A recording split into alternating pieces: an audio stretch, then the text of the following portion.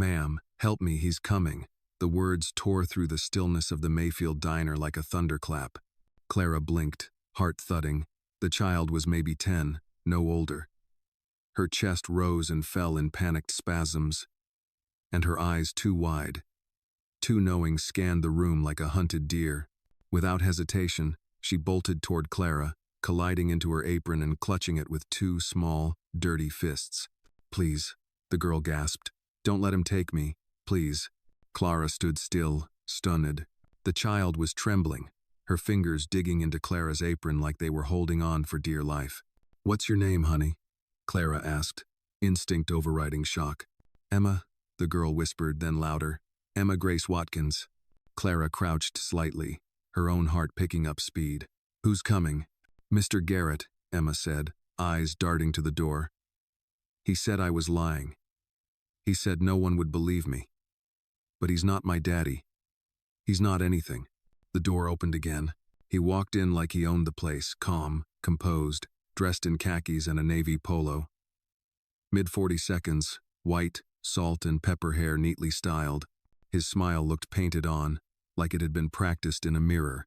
"There you are," he said. "Sweetheart, you scared me half to death." Emma backed up behind Clara, who instinctively moved in front of her. "I'm so sorry," the man said to Betty. "Emma has these episodes. I'm Richard Garrett, school counselor at Riverside Elementary. She's under my care. I'll take her home." "No," Emma cried. "Don't let him." Garrett's face tightened, but the smile stayed. "She gets confused. It's not her fault." "She said you're not her family," Clara replied, keeping her eyes on him. "I'm acting on behalf of her parents while they're away. Temporary guardian. It's all legal. No papers? No ID?" Hawk's voice rang from the corner. Garrett turned to the bikers, eyes narrowing. "And who the hell are you?" But Clara didn't look away. She'd seen this type before. Smooth, cold underneath. She stepped fully in front of Emma, squaring her shoulders. "You're not taking her anywhere." Garrett's eyes darkened. The polished charm disappeared like fog under a sun lamp. "You think you can stop me?" he snapped. "You're just the help. A cleaning lady in a greasy apron." Clara's breath caught in her throat, but she didn't flinch. "Say what you want." "I ain't moving." He stepped forward. She reached under the counter and grabbed the broom handle, hard wood, solid enough. "Back up," she said, low and steady. Garrett sneered. "You're going to threaten me? You? You think anyone would take your side over mine? I'm a respected educator." Emma whimpered behind her. "Go back to your mop, woman. Touch her, and I'll put this broom straight through your fake respectability." Clara said, lifting the stick slightly, her knuckles white. He stopped. Then his eyes flared. With a sudden motion, he yanked something from his belt, a short riding crop. Thin, black, cruel. Emma screamed. Before Garrett could raise his hand fully, Clara lunged forward, arms wide. The crop lashed down. The crack echoed in the diner. Clara grunted as it struck her shoulder hard. Her body twisted, but she stayed upright, shielding Emma. Blood bloomed through her blouse, seeping dark and slow. "You shouldn't have done that," Garrett hissed. "You damn sure shouldn't have touched a child," she spat, pain tightening her jaw. Behind her, boots scraped. Cruz was on his feet. Jonesy was moving. Hawk rose slowly, deliberately. The room shifted. Garrett looked up and saw a wall of leather and steel bearing down on him. Emma gripped Clara's waist, crying now, but not from fear. From something deeper. A safety she hadn't expected. Clara winced, but didn't step back. "You're not getting her," she said. "Not while I'm breathing." "Ugh." Garrett looked at the blood, at the bikers closing in, and for the first time he hesitated. "If Clara's bravery moved you, like this video and comment where you're watching from someone nearby might be watching too." Garrett froze mid-motion, still gripping the riding crop in one hand, now half lowered. The red stain on Clara's shirt spread slowly, darkening the floral pattern that had once been cheerful. Her jaw clenched, her chest rising and falling with short, contained breaths. Emma clung to the back of her, fingers curled into Clara's apron like a child holding onto a cliff's edge. A tension filled the diner, thick as Alabama summer air. Garrett's carefully crafted mask cracked not fully, but just enough for the room to see the cold calculation beneath. He scanned his surroundings again. No longer calm, he was outnumbered now. Hawk and his men were standing Jonesy to the left, wide as a barn door. Cruz to the right, lean and quiet with fire in his eyes. Hawk stepped forward, slow but deliberate, every inch of him carved from asphalt and consequence. His boots thudded softly on the tile floor. His hands were open, relaxed at his sides, but nobody in the room missed the tension in his stance. "Put that thing down," Hawk said, his voice low and even, like a warning growl from deep woods. Garrett's fingers twitched around the crop. "She attacked me. You raised your hand to a child," Hawk replied, "and then struck a woman who stood between you and that child. We all saw it." "I don't know who you think you are," Garrett said, trying to reclaim his composure, "but I'm a licensed counselor. This girl is in my care." "She says otherwise," Hawk interrupted, "and if I had to choose between believing a child in tears and a man with a weapon in his hand, I'm going with the kid." Garrett's eyes darted toward Betty behind the counter. "You saw what happened. She assaulted me. I want the police called. Now." Betty's hand was already holding the receiver. Her eyes flicked to Clara, to the blood still dripping from her sleeve, to the look on Emma's face. Her voice trembled as she spoke into the phone. "Yes, hello?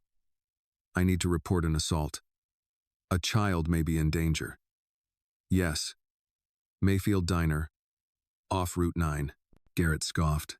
"They won't believe this circus act. You're harboring a runaway minor. You'll all be held accountable." "Meh, she ain't a runaway," Clara snapped, finally turning to face him fully.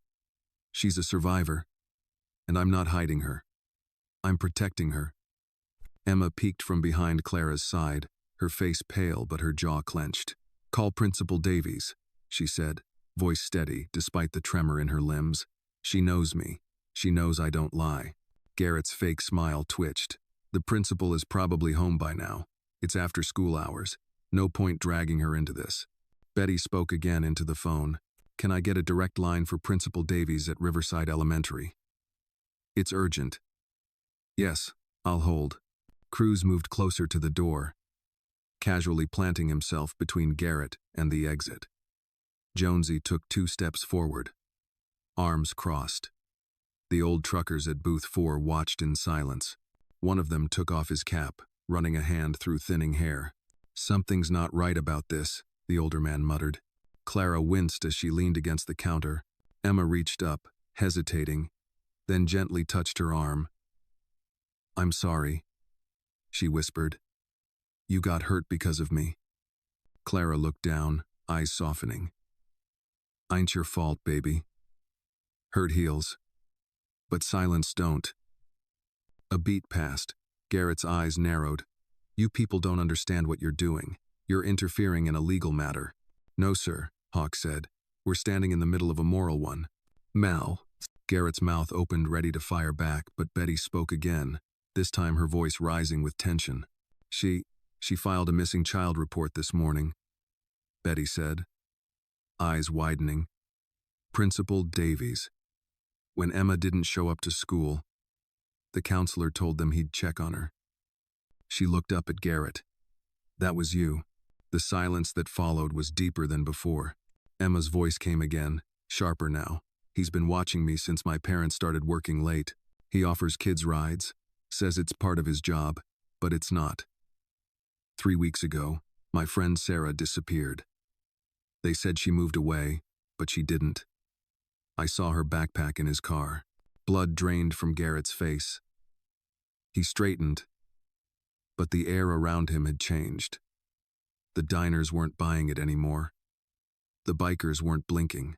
"You're lying," he said, but even his voice lacked conviction. Clara stepped closer, still holding the broom handle, blood dripping slowly from her shoulder. "You think people like me don't matter? Think if you smile the right way, wear the right shirt, no one's gonna ask questions. I've worked with children for 15 years, Garrett hissed. "Then you won't mind us calling that principal back," Hawk said, "and asking about your history." Betty's hand trembled as she held the phone. "They're connecting me to her direct line now." Garrett looked toward the door again, calculating. Don't, Cruz said simply. Garrett's hand shifted toward his back pocket. Jonesy moved before anyone else. In one step, he was there, blocking, looming. Hawk stepped beside Clara now, eyes still on Garrett. You so much as flinch wrong. You're gonna find out real quick what happens when the wrong people try the wrong kid in the wrong place. Garrett's breathing picked up. The calm, the control, it was all gone now. You have no idea what you're getting into, he muttered. Clara's eyes narrowed.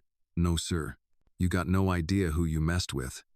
Gara took a half-step back, and Emma, barely above a whisper, said, He has a storage unit, number 42, off Highway 17.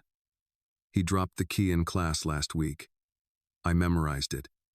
That's when Garrett's composure finally cracked. For a few long seconds, nobody moved. Garrett's chest rose and fell faster now, his fingers twitching, as if deciding between fight or flight. Emma's voice still lingered in the air, her words sharp and clear. Storage unit, number 42, Highway 17. Clara felt the shift in the room the way you feel a storm just before it breaks. Garrett opened his mouth, maybe to deny it, maybe to explain it away, but before he could speak, Hawk stepped forward, blocking Garrett's line of sight to the door. Number 42? Hawk asked, turning slightly toward Emma without taking his eyes off Garrett. Emma nodded. I saw the key. It said, Why 17 you store it, and Unit 42. It fell from his pocket during art class. Betty gasped softly behind the counter. The truckers at the booth exchanged looks. Cruz, still standing near the door, reached into his pocket and pulled out a small notepad. He scribbled something down, ripped the sheet, and handed it silently to Hawk. Garrett snapped. This is ridiculous. She's a child, imaginative, troubled. I've been dealing with her outbursts all year. Now she's roping strangers into some fantasy? She seems pretty clear-headed to me, Hawk said, and she remembered more than most adults would under pressure. Garrett's hand moved again toward his back pocket, perhaps to retrieve his phone or something worse. Clara shifted her grip on the broom handle. Jonesy was there before anything could happen. His massive hand landed on Garrett's shoulder with a weight that made him flinch. Let's keep your hands where everyone can see them, Jonesy said in his gravelly voice. I'm going to sue every one of you, Garrett growled. You're assaulting me, illegally detaining me. You think anyone's going to believe this over my record? I think the truth doesn't care about your resume, Clara shot back. And that girl just handed us more truth than you've told all day. From behind the counter, Betty suddenly stood straight. I'm through to Principal Davies, she said, eyes wide. She says they filed a missing child report this morning. Emma didn't show up to school, and no one could reach her parents. The school called Garrett because he claimed he'd check on her.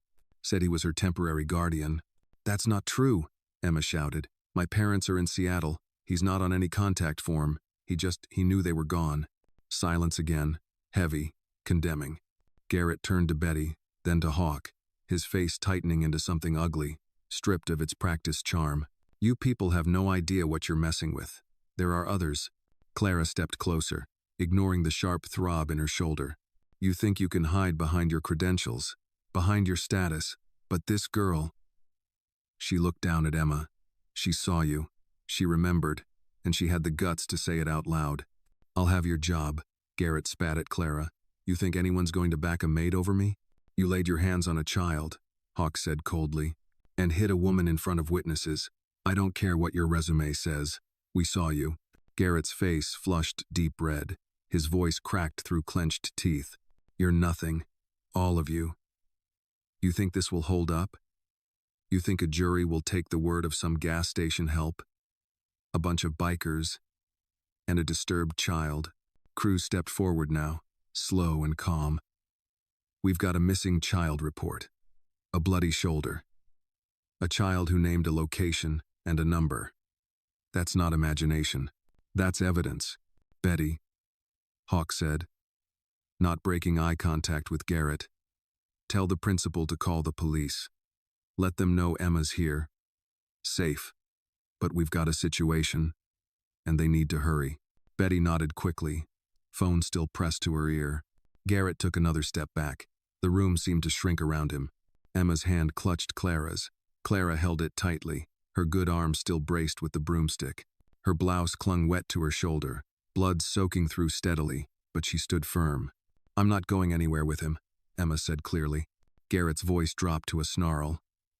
"This isn't over." "No," Hawk replied. "It's just getting started." From outside, the faint sound of sirens rose in the distance. Faint, but getting closer. "You better hope they get here first," Jonesy muttered. Emma leaned into Clara, her small body finally trembling again, the adrenaline giving way to exhaustion and fear. Clara knelt carefully, wincing at the movement, and wrapped an arm around the girl. "You're safe now, baby," she whispered. "You did what most grown folk don't. You spoke up," Emma whispered back. "He said no one would believe me." Clara looked up, eyes sharp with something fierce and proud. "He was wrong." The wail of sirens grew louder by the second, approaching from the highway like a storm rolling over blacktop. Garrett stood frozen now, sandwiched between Jonesy and Cruz, the illusion of control stripped away, piece by piece. His hair, once perfectly combed, stuck slightly to his temples with sweat. His eyes darted, calculating, still searching for some way to turn the tide. "You think cops showing up helps you?" he snarled at Hawk, voice thinner now, less certain. "You'll all be liable. This is false imprisonment." Hawk didn't flinch. "You walked in here with a lie, raised your hand to a child, and assaulted someone protecting her. You're not the victim here."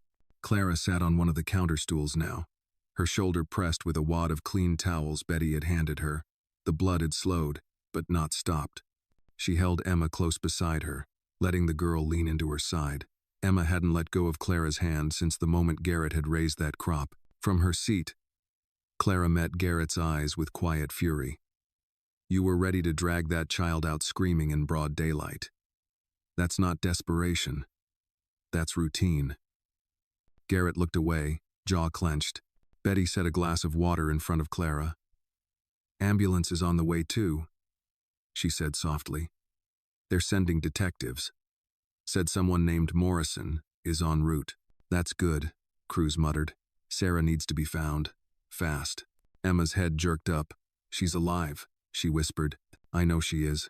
I saw her bracelet in the car, not just her bag. She wouldn't leave it." Hawk's eyes narrowed. "That bracelet, what was it like?" "Pink cord with a butterfly charm," Emma said quickly, her voice picking up strength. "She made it in camp last summer. Always wore it." Cruz nodded, already jotting down notes in a small leather notebook he carried. Garrett shook his head. "This is insane. A 10-year-old's memory? That's what you're betting on?" "No," Clara said, rising to her feet despite the pain. "We're betting on her courage." Emma straightened beside her, lifting her chin. Garrett scoffed. "She's just a kid, troubled, no real grasp on reality." "You just described yourself," Hawk said coldly. The door opened with a chime that still hadn't been replaced since Emma's entrance. This time, 4 police officers stepped inside, weapons holstered but hands ready. Behind them, a tall woman in plain clothes followed Detective Sarah Morrison, badge in one hand, phone in the other. The air shifted immediately. "Who's Emma Watkins?" she asked, eyes sweeping the room. Emma raised her hand slowly. "I'm Detective Morrison," she said, walking over and crouching to the child's eye level. "We got the report from your school. I'm here to listen." "You safe?" Emma nodded. "Thanks to them," she whispered, glancing at Clara, Hawk, and the others. Morrison gave a small, firm nod, then stood and turned to Garrett. "You're Richard Garrett?" "Yes," he replied, voice carefully modulated again, slipping back into his persona. "I'm a school counselor.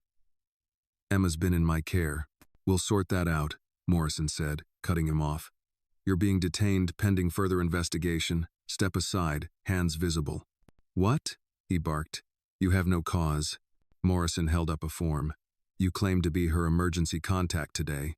That's been disproved. Emma's parents are on record, and they're on a flight back from Seattle now. You have no legal authority over her. And there's a credible accusation involving another missing child, Sarah Martinez." At the sound of Sarah's name, Garrett's mouth opened but no words came out. "You can talk at the station," Morrison added. "For now, you're coming with us." Officers moved to cuff him. He didn't resist, but the fury in his eyes said enough. As he was let out, he turned his head one last time toward Clara. "You think this is over?" he hissed. "You don't know how deep this goes." Clara didn't blink. "Deeper than you, that's for sure." Outside, lights flashed red and blue against the windows. Garrett was pushed into the back of a squad car. The door slammed shut behind him. Back inside, Morrison approached Clara. "You okay, ma'am?" "EMTs are 2 minutes out." "I'll live," Clara said with a tired smile. "But he won't get the chance to lie again." Morrison turned to Emma. "You said you saw a bracelet, a bag, a unit number?" Emma repeated everything again, calmly this time. Morrison recorded the statement on her phone, her expression unreadable.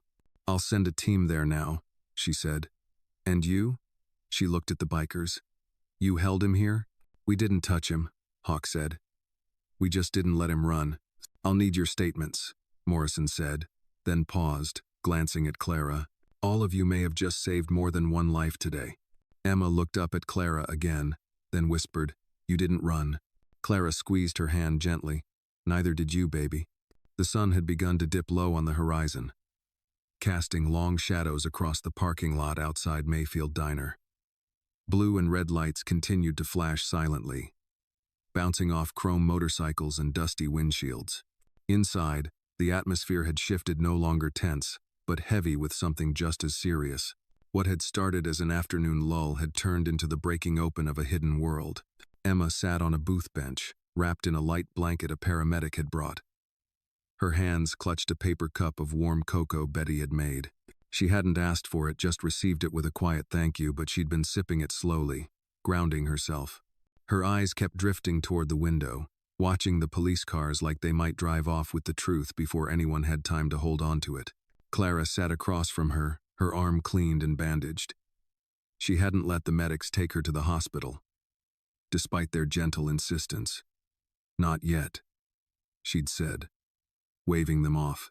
"I leave this child now. She might start thinking the world's gone cold again. And I ain't letting that happen." Detective Morrison had stepped outside to speak with her team. She'd called in a search warrant for the storage facility off Highway 17, Unit 42. The address was already pinged to every patrol in the area, and a second cruiser had just peeled off toward it, lights blazing. Inside, Cruz leaned against the window frame near the front door. Jonesy was sitting again, but alert, back against the wall. Hawk stood near the counter, arms crossed over his chest, watching the girl, not guarding her, but letting her know without a word that nothing would reach her now. Clara finally broke the silence. "That bracelet you talked about, baby. What color did you say it was?" "Pink," Emma said softly. "Cord with a butterfly charm. Sarah made it herself at summer camp. She wore it every day." Cruz nodded. "I got a daughter who makes those too," he said, his voice light, steady, stacked halfway up both arms like armor. Emma gave a small smile, the first since she walked in. "I remember seeing it in the cup holder of his car," she added, along with a little charm keychain. That one said, "Fearless." But Sarah was scared when he picked her up. I saw it in her eyes. "You saw all that?" Hawk asked gently. Emma nodded. No one else noticed. Everyone thought he was just helping. Clara exhaled slowly. "Sometimes, people like that know how to look right, how to sound right. He told me kids like me don't get believed," Emma said. "Said if I told anyone, they'd think I was confused, or trying to get attention." Jonesy shook his head slowly. "I've heard that tune before. Real monsters always sing it the same way." Morrison returned then, flipping her notepad closed as she approached. "Units are at the storage facility now. They're working to get it open. If what Emma said checks out..." She didn't finish. "She didn't need to." "You believe her?" Clara asked. Morrison nodded. "Every word." Emma looked up. "What if it's too late?" "It's not," Morrison said. "You remembered what mattered. That's more than most." A silence followed, heavy but meaningful. Outside, one of the cruisers pulled away, heading north. Cruz walked over and knelt beside Emma. "I know people think bikers are rough. Maybe they're right," he said. "But the road we ride, it's got its own rules. And the first is, protect the ones who don't have anyone."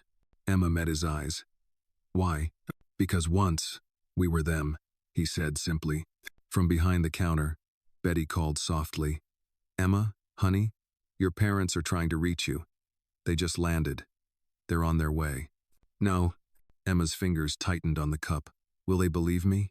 Clara reached across the table and took her hand. They will. Because now, you got more than a story.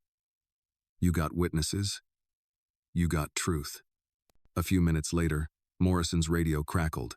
She stepped aside to listen, then returned with her expression even more unreadable than before. They found the bracelet, she said, and the backpack, and more. Emma's eyes filled with tears. Sarah? They haven't said yet, Morrison said gently. They're still clearing the space. The girl's shoulders trembled, but she nodded. Clara slid around the booth to sit beside her, wrapping her arm around the girl's shoulders, drawing her in close. Emma didn't speak, didn't cry, not out loud, but Clara could feel the tiny shudders in her body, the held breath of a child who had carried too much for too long. Cruz stepped outside for a cigarette. Jonesy followed, not for the smoke, but just to be near. Hawk remained where he was, watching the door. When Clara looked up, she met his eyes. They didn't speak, but something passed between them, recognition. That they'd seen a monster. And this time, it didn't get away. The storage facility off Highway 17 sat at the edge of town, hidden behind a faded sign and a rusted gate that creaked when the wind hit just right. It wasn't the kind of place people noticed. It was designed that way, quiet, gray, anonymous. 2 patrol cars, a forensics van, and a third unmarked unit had gathered outside Unit 42. The night had fallen quickly, but the place was lit now, floodlights casting sharp shadows as officers milled around the corrugated metal doors. The padlock, aged and dented, had already been cut clean by bolt cutters. All that was left was to lift the door. Detective Morrison had driven out herself, leaving Emma in the care of Clara and the others, now under official protection. She needed to see for herself. She didn't trust second-hand reports, and she'd heard too many of those before, cases where suspicion didn't hold, where predators slipped through cracks polished clean with charm. Beside her, Officer Rankin held the edge of the handle. You ready, detective? He asked. Morrison nodded once. Do it. No. With a metallic groan, the door rolled upward. The smell hit them first, stale, musty, layered with something else, something wrong. Inside was darkness, then shaped shelves, plastic bins, a small mattress on the floor. Taped boxes lined the back wall. A space heater sat in the corner, unplugged. The walls were insulated crudely, covered with blankets and foam panels. A poor man's attempt at soundproofing. In the center of the room, huddled and blinking in the sudden light, was a girl. Pale, thin, breathing. A pink cord bracelet dangled from her wrist, the butterfly charm glinting in the flashlight beam. Sarah? Morrison asked, stepping forward slowly, her voice gentle, careful. The girl flinched but didn't run. It's okay. You're safe now. Sarah nodded slowly, tears welling in her eyes. Back at Mayfield Diner, the news hadn't reached them yet. Clara was still sitting with Emma, her good arm wrapped around the girl, who had fallen asleep for the first time in what must have been days. She's out, Cruz whispered, returning from a call outside. Didn't even twitch when the door opened. She's earned it, Clara murmured, brushing a strand of hair from Emma's cheek. Betty poured a second cup of decaf for Hawk. Think they'll find something? She asked, her voice tight. They already have, Hawk replied. It's just a matter of how much. Jonesy returned to his seat with slow steps, cracking his knuckles absent-mindedly. You think it's bigger than just him? It usually is, Cruz said. People like that don't work alone. They build trust, networks. Clara turned slightly. Then she broke more than just one monster. She cracked the wall, Hawk said, staring into the dark window. That's where light starts. Suddenly, Betty's phone rang. She picked up, answered with a shaky, hello? Then her eyes widened. Detective Morrison? Yes, I'll tell them. She hung up, looked around the room, and said quietly, they found her. Sarah's alive. Clara closed her eyes in relief. Emma stirred, but didn't wake. Cruz exhaled deeply, tension falling from his shoulders like a dropped jacket. Jonesy's fist tightened, then relaxed. Betty added, "They also found photos, notes, boxes of records. Morrison says this wasn't the first, and it wasn't just him." Nobody spoke for a moment. The silence wasn't empty, it was loaded.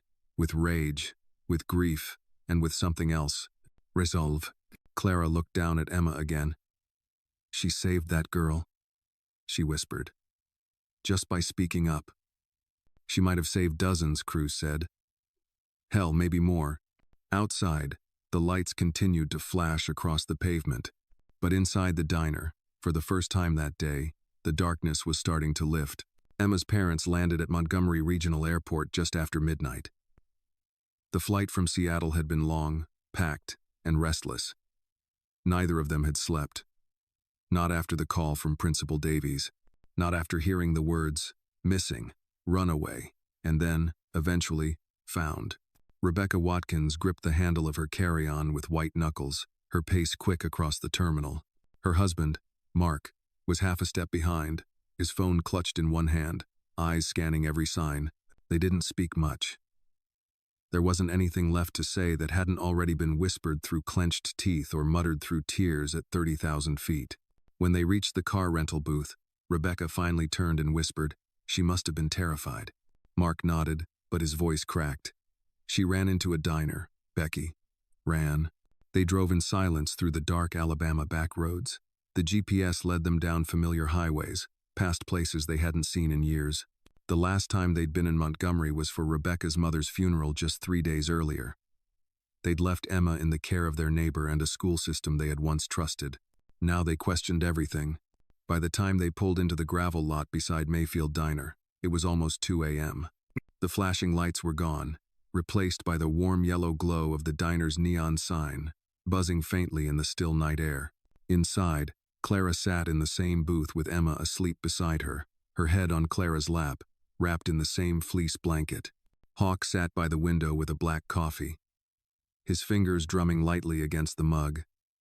Cruz leaned against the jukebox, silent.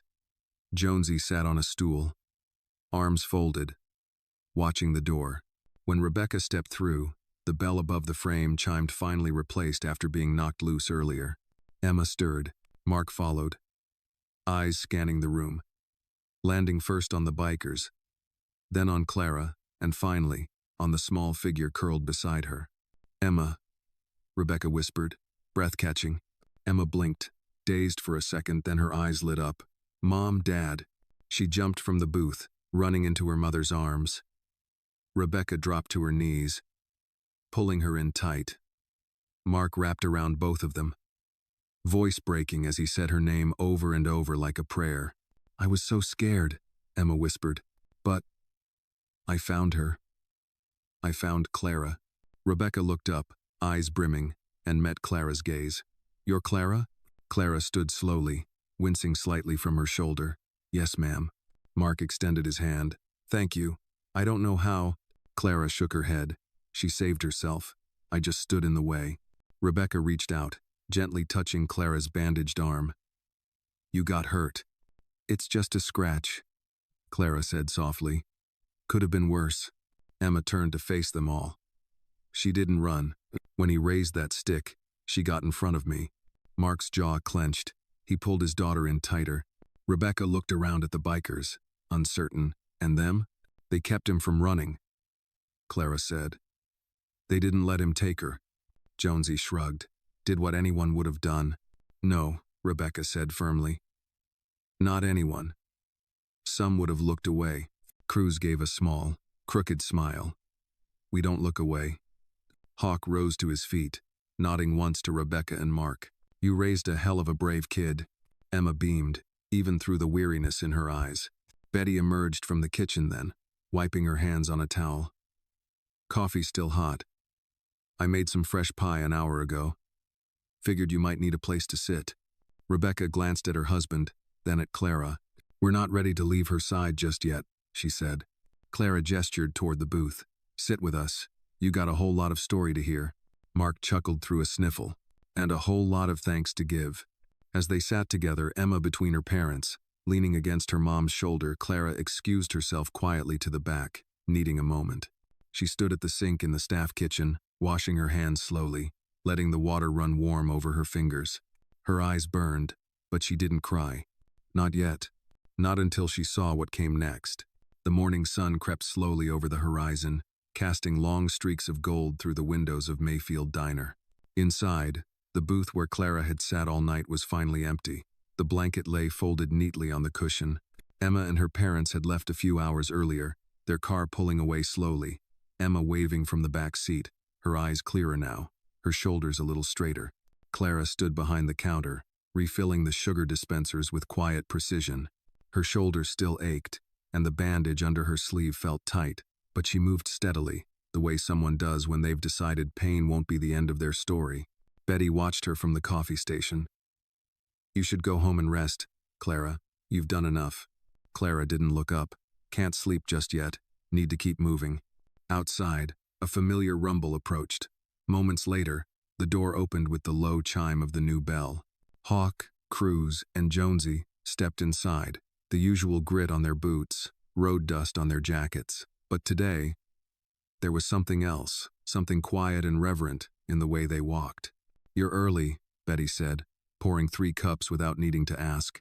"Didn't feel right being anywhere else today," Cruz replied. Clara gave them a tired smile. "Still riding with no destination?" Hawk nodded. "Just following the white lines, but sometimes the road leads you right where you're needed." Jonesy slid into a booth. "You heard the news?" "What news?" Betty asked, eyes narrowing.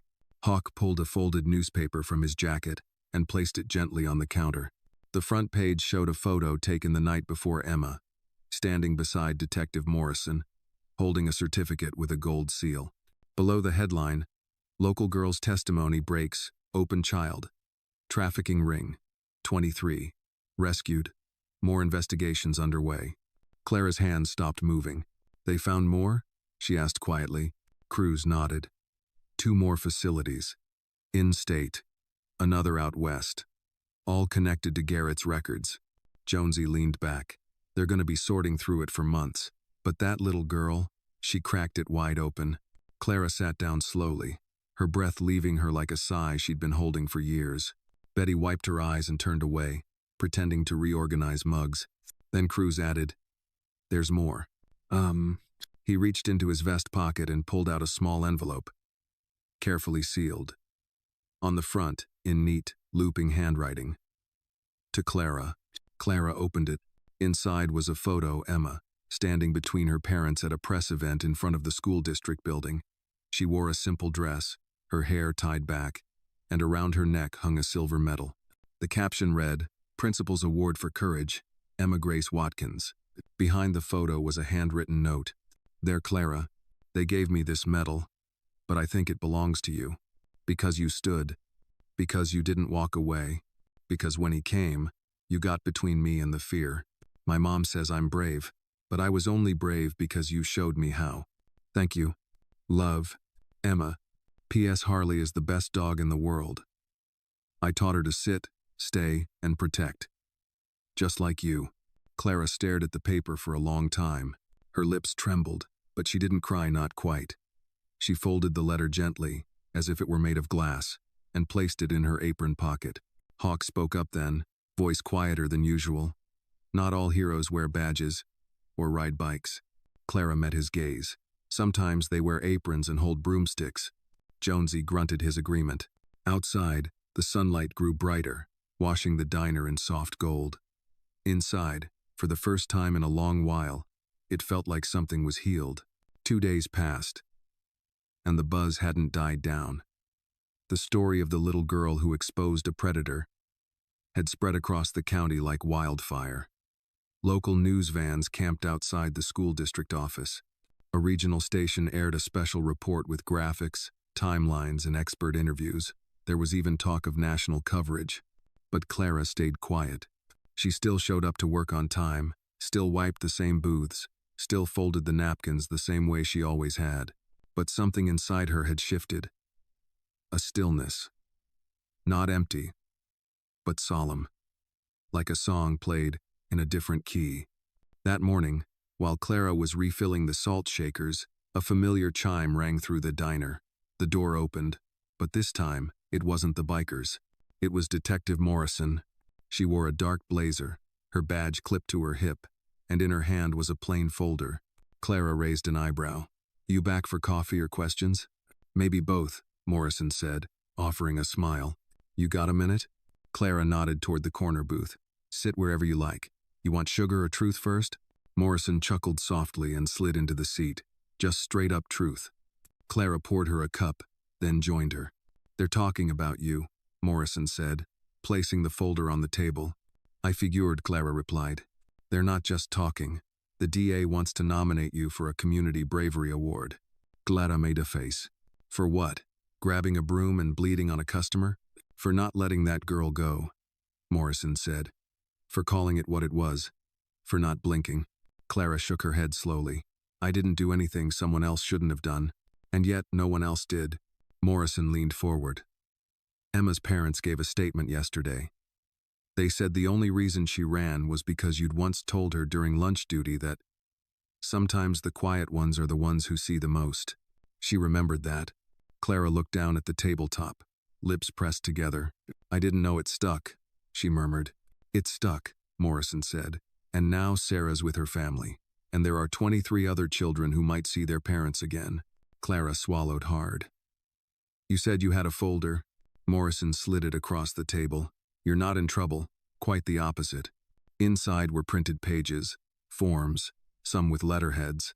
Clara skimmed the top one. A formal offer for a position as a school aide, under direct recommendation by Principal Davies. "I didn't ask for this," Clara said softly. "I know. But that's why it matters." Morrison sipped her coffee. "Sometimes the people who never ask to be seen are the ones we need to see most." A beat of silence passed. Then Clara asked, "How's Emma?" "She's back in class. Her folks say she sleeps through the night now. Hasn't done that in years." "No."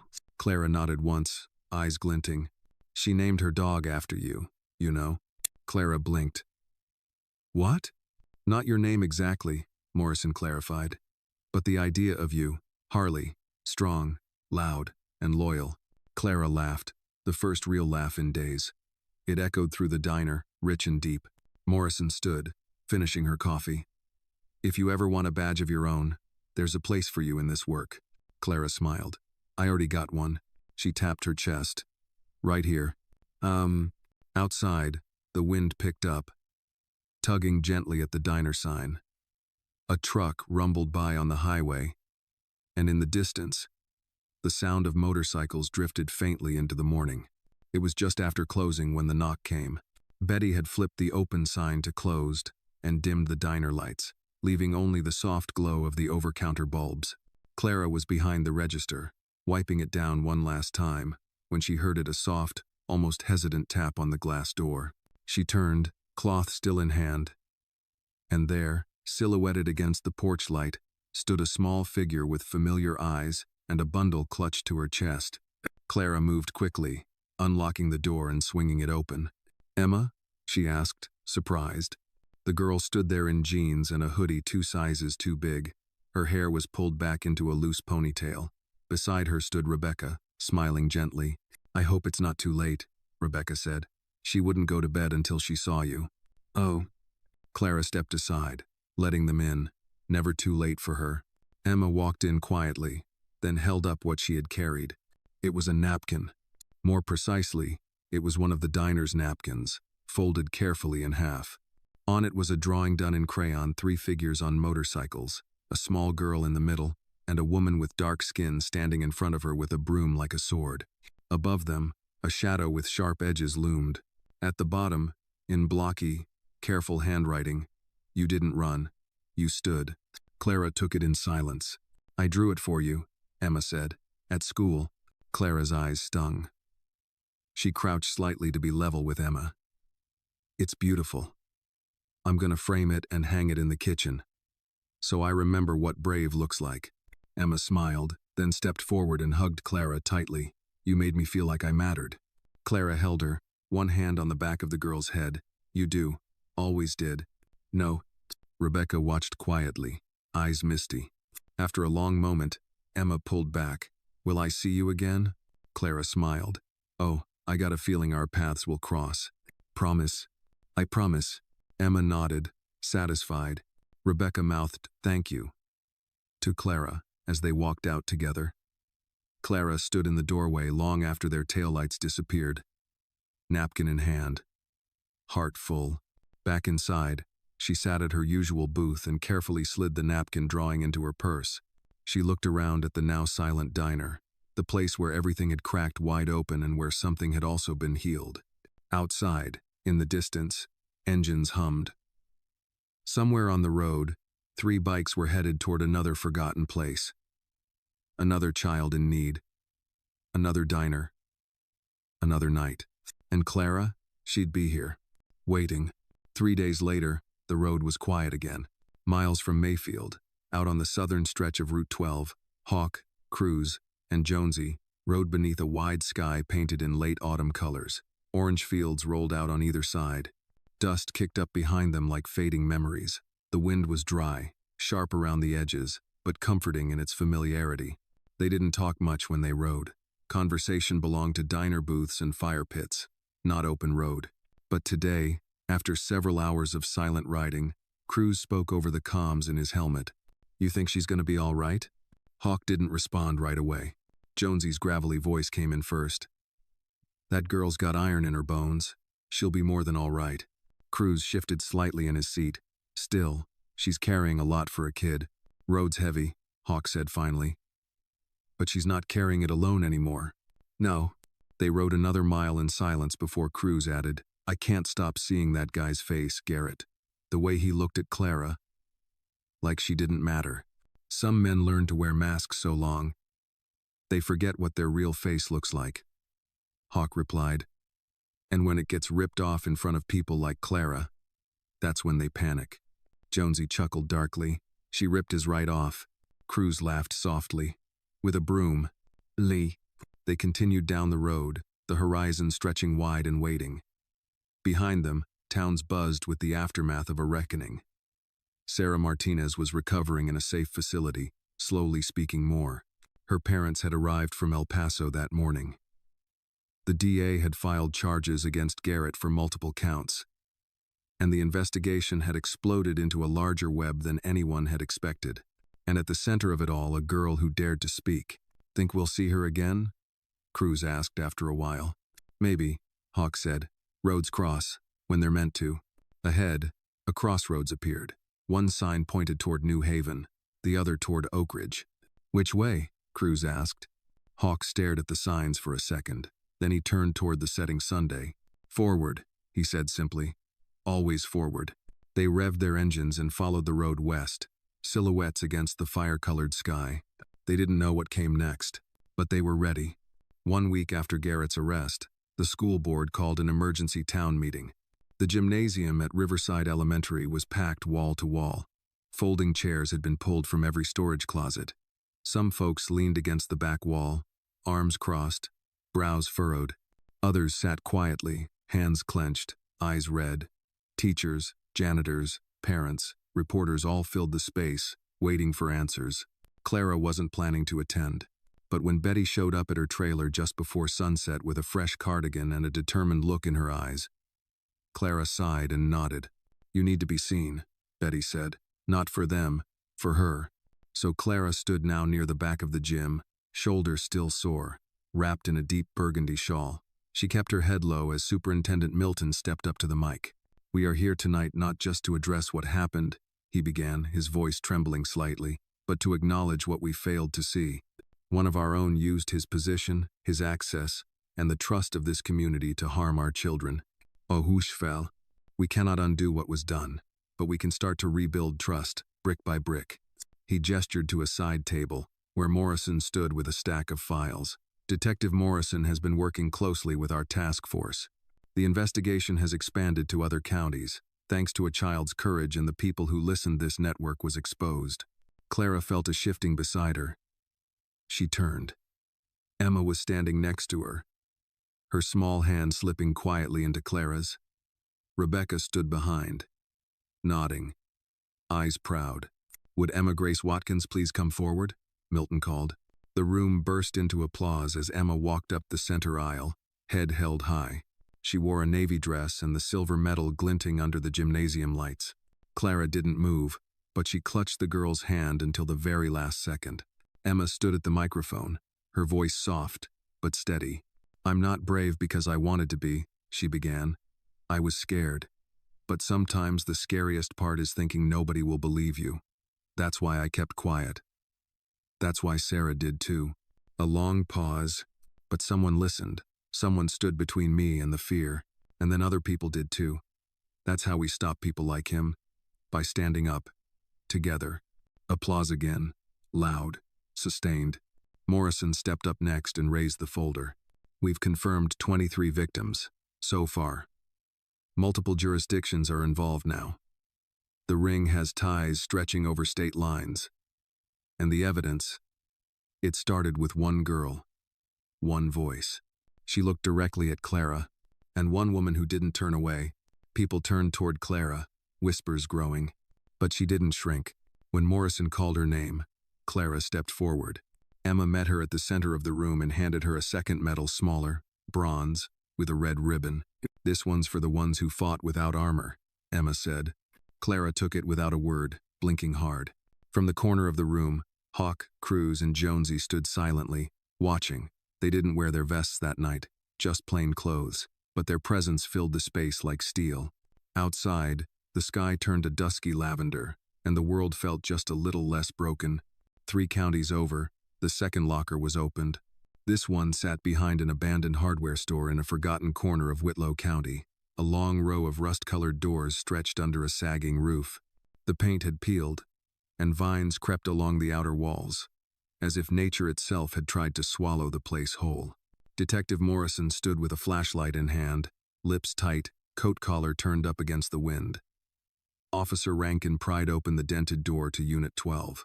As the metal screeched upward, a waft of stale air hit them, acrid, dry, tinged with something Morrison had learned long ago not to flinch at. Inside was darkness, then shapes, plastic containers, crates, a cot, and something worse.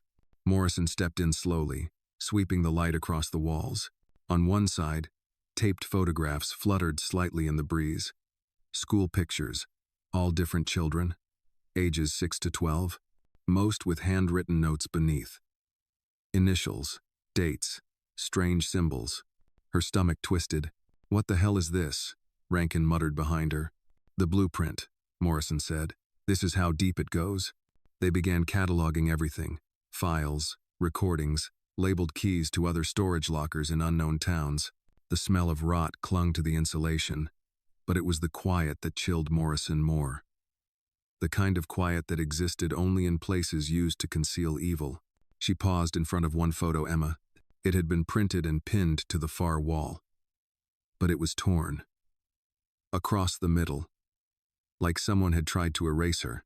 She stared at the half-missing image, then turned and walked out of the unit into the gray light of afternoon. This wasn't just about Garrett anymore. He was the first domino, not the last. Back in Montgomery, Clara was closing the diner when her phone buzzed. It was Morrison. Clara answered with a simple, "Go ahead." "We found more," Morrison said. "They weren't just using Garrett. He was a funnel. A recruiter. There's a network. Organized. Coordinated." Clara leaned against the counter. "Emma's name?" "She was targeted," Morrison said softly. "He had notes. He was grooming her for transfer." "Do?" Clara closed her eyes, the weight of it pressing down. "But she ran." "She ran," Morrison echoed. "And she ran to you." Outside, the streetlights buzzed to life. Clara hung up the phone and looked out the window. Not all monsters lived in forests or wore fangs. Some wore smiles and shook hands at PTA meetings. But monsters feared light. And now the lights were on. The morning air had turned crisp, biting through Clara's jacket as she stepped out onto the back porch of the diner. She took her coffee with her, black and steaming, her fingers wrapped tight around the chipped mug. In the quiet, she could hear birds overhead and the occasional truck humming down the distant road. Everything had changed, and yet, the world still spun. Clara leaned against the railing and stared out over the empty parking lot. The leaves had started to turn golden and rust-colored, like the world itself was shedding its skin. Behind her, inside the diner, Betty was prepping for the lunch rush, humming old soul tunes under her breath. The smell of bacon and cornbread seeped out into the morning. For a moment, it almost felt normal, until her phone buzzed again. Another email from Morrison, another update, another piece of the puzzle falling into place. She didn't need to open it right away. She already knew what it would say. Another name, another locker, another child. A knock came from the side door, gentle but certain. Clara turned. It was Hawk. No vest. Just a plain black thermal, jeans, and that same unreadable look in his eyes. "Morning," he said. "You don't sleep, do you?" Clara replied, sipping her coffee. "Not much lately." He stepped beside her, both of them leaning on the railing like old friends watching the years roll by. "They found more," she said. "I know," Hawk answered. Jonesy got word from a contact down south. Similar setup. Different state. Clara nodded, unsurprised. "You ready to talk about what comes next?" Hawk asked. She didn't speak for a moment. Then she said, "I want to go. See it. With my own eyes." Hawk raised a brow. "Not to relive it," she clarified. "To understand it. Because if we're going to shine light on all of this, I need to know how deep it goes." He studied her face. "That's a heavy road." "I'm not scared of heavy," Clara said quietly. "I'm scared of silence." They stood in silence for a long while after that. No words, just presence. Inside the diner, the bell chimed as Betty flipped the sign to "Open." A few regulars began to drift in, old men with tired caps, mothers with sticky-handed toddlers, a postman rubbing sleep from his eyes. The world moved on, and so would Clara. She handed Hawk the rest of her coffee. "Hold this. I'm gonna pack a bag." He smiled just a little. "You're sure?" "I was never unsure," she said. "Not after that girl looked me in the eye and asked if I'd stand." He nodded. "Then we ride at dawn." The morning was barely awake when the roar of engines filled the quiet Alabama road. 3 bikes sliced through the mist like wolves on the hunt, Hawk in front, Clara behind him on Cruz's spare, and Jonesy bringing up the rear. Clara wore a dark brown leather jacket, borrowed from Betty's husband who hadn't touched it in years. It was worn, cracked at the elbows, and carried a faint scent of old tobacco and resilience. It fit her perfectly. The open road rolled beneath them, a blur of gray and yellow lines cutting through pine and cotton fields. Clara clutched the straps of her borrowed duffel bag. Her eyes locked on the horizon. She didn't ask where they were going. She didn't need to. She knew that whatever they found, it would be darker than anything she could imagine, but she also knew she wouldn't face it alone. After 2 hours of riding, they pulled into a forgotten town just past the state line. Old buildings leaned under the weight of time. A gas station with no pumps. A barber shop with dust-covered chairs. And tucked behind the shell of a shuttered hardware store, another storage lot. Unit 17. Clara dismounted and walked toward it, her boots crunching gravel. Morrison was already there, flanked by 2 officers and a forensics tech with a clipboard. Her eyes met Clara's. "You came." "You knew I would." Morrison nodded, then turned to the door. "Same key as the others, same billing address. We're expecting more of what we found in Whitlow." Cruz joined them, arms folded across his chest. Jonesy and Hawk stood by the bikes, watching the perimeter like sentinels. Morrison gave the nod. The tech turned the lock and rolled up the door. The stench was immediate: mold, decay, something metallic. But there was no mattress this time, no taped photos on the wall. Instead, rows of filing cabinets stood like gray sentries, each labeled, each locked. "Records," Morrison murmured. "He kept records." Clara stepped closer, swallowing her disgust. She reached for the top drawer and yanked. Inside were folders neatly labeled, color-coded tabs, names, ages, locations. She scanned one. Her breath caught. Emma's was in here too. "You think these were meant for sale?" Cruz asked. Morrison shook her head. "No, these weren't for show. This was inventory." Clara turned away, suddenly needing air. She stepped outside, where the wind was cooler and the noise of the bikes seemed to hum like a heartbeat. Jonesy joined her, holding out a bottle of water. I've seen some stuff, he said, but this is hell-wearing khakis. Clara took the bottle, nodded silently. They ever catch the buyer? She asked after a moment. Not yet, Morrison answered, stepping out. But these files, these are the map. And you're the compass. Clara didn't reply. She stared at the field stretching into the distance.